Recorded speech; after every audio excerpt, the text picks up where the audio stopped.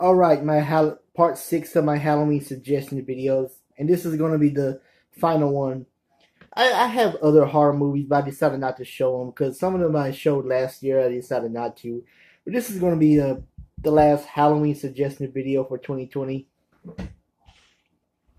And I decided to not show my other horror movies. It's just a random choice. Please don't get mad at me. First one I picked is The Ice Cream Man, starring Clint Howard, Ron Howard's brother. He was good for this role. I mean, he's a cool guy in real life, but he does have that scary looking face, so he's sometimes getting typecast as a small villain in movies, you know what I mean? But he was cool in this. I like this movie. And I used to get confused the other Here Comes Mr. Ice Cream Man, the other video like this one has a killer ice cream man, but it's not Clint Howard, it's the other one. You have to search for it. I think it's called Here Comes Mr. Ice Cream Man. But I remember seeing the other cover with Clint Howard, with the different cover of this years ago at my video store. The 4-movie collection, the Hollywood hits, Hostel Part 2, The Tattooist, and the BTK Killer. The Hunt for the BTK Killer.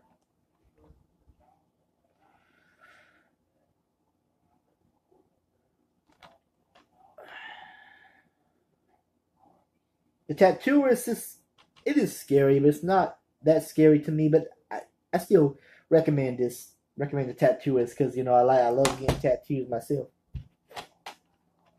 Hostel, and especially the first one, because to be honest, I haven't seen part 2 yet. I told you I'm picking my movies. I'm going to see part 2 one day. Hostel, the first one, it's a cool film too.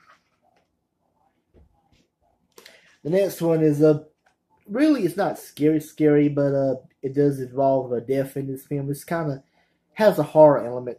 The Little Shop of Horrors with Rick Moranis as Seymour Krelborn. This is one of my favorite musicals of all time. I like Grease, the Rocky Horror Picture Show, and The Little Shop of Horrors, and so on. I haven't seen Mamma Mia yet, but yes, I do love musicals, movie musicals. And no, I've never been to a Broadway show in my life. Sometimes I do want to go to a Broadway show, but that's mostly in New York City. I live down south, and I don't have the money to travel right now, especially with this coronavirus. You know what I'm saying? But this one, this is really a remake of the 1961, directed by Roger Corman. I remember Dick Miller, who was in Gremlins, and the lady who played Audrey in the original one were both in Gremlins as a married couple. But this is a great film. It's a good musical. It's got cool music as it. I'm sorry. It's got cool. I'm sorry. I'm doing it again. It's got cool music in it as well. Feed me, Seymour. Feed me all night long.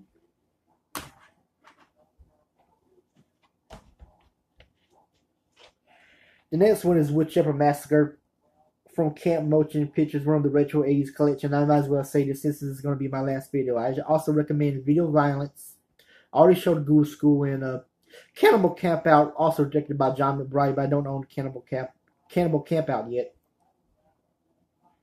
But it's about John McBride's character and his 2 siblings. Yeah, I think they played almost themselves. Denise, John, what was the other kid's name? Tom, yeah.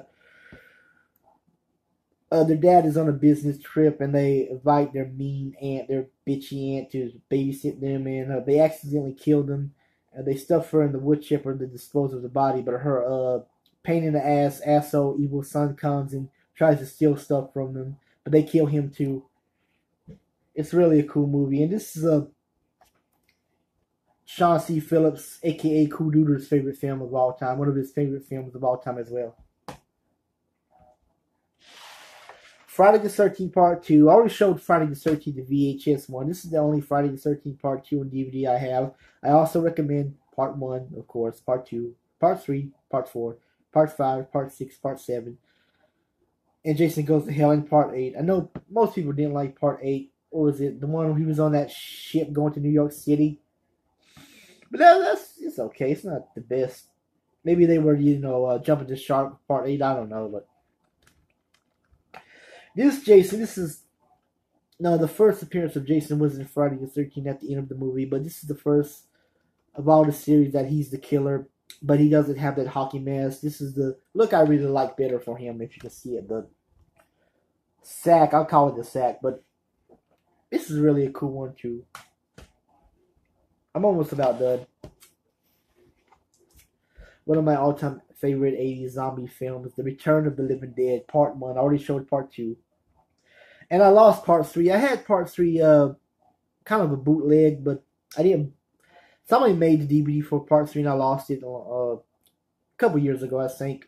But I recommend, Part 3 too. The very first one is a classic about those teenage punks going to the cemetery and that 2,4,5 trioxide, when it rains, it spills over and zombies come back to life. Not really alive, but they come back to life. Eating for brains. I mean, their hunger for brains. Part 2 was like the horror comedy, and Part 2 is my personal favorite. I don't know why. I guess to me it's so 80s or late 80s, like this one.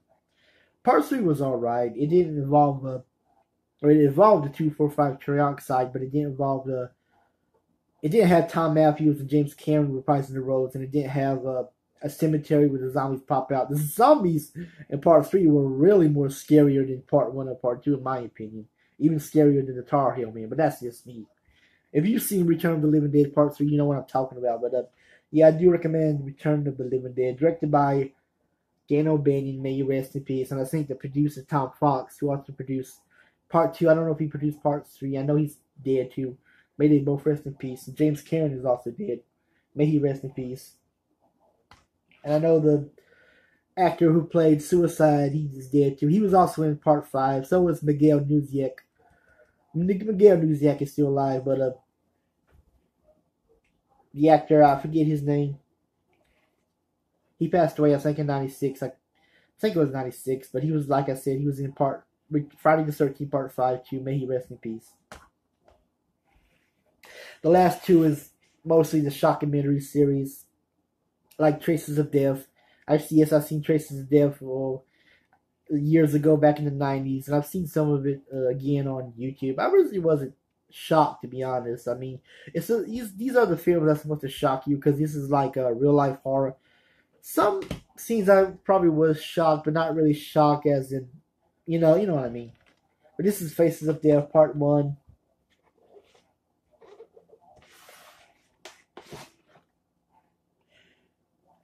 And Part 4. I don't know in Part 2, Part 3, or Part 5. I don't know. I forget if they made Part 5. I know they made Part 2 and 3, duh. But this is the only films I own. And I think this wasn't the real shockumentary, but of course, Traces of Death and the other films like Faces of Gore, they are, they do show real gruesome deaths. But this one is mostly just a documentary, but almost, it looks, you can kind of tell it's a documentary. It's hard to explain, but that's all I'm going to say. I decided not to do a Part 7, but I already showed some of my other, especially the kids ones, the movies that are made for kids or TV shows. I showed them to you last year, like Are You Afraid of the Dark and the Scooby-Doo cartoon series, so I decided just to make this short. Maybe I'll do one next year, 2021. Coronavirus or no coronavirus, it doesn't matter to me. I just love doing these films. Doing these videos. But anyway, that's it for now. I hope you enjoyed my Halloween suggestion series, video series. Oh no, I'm stuck in this chair. Oh. I'm about to end this video, and please subscribe to my channel if you want to subscribe to my channel. I'm going to say my famous catchphrase. I haven't said this in a long time. You don't have to like me. You don't have to respect me. Just please subscribe to my channel, man. Anyway, have a good day, and I'm out.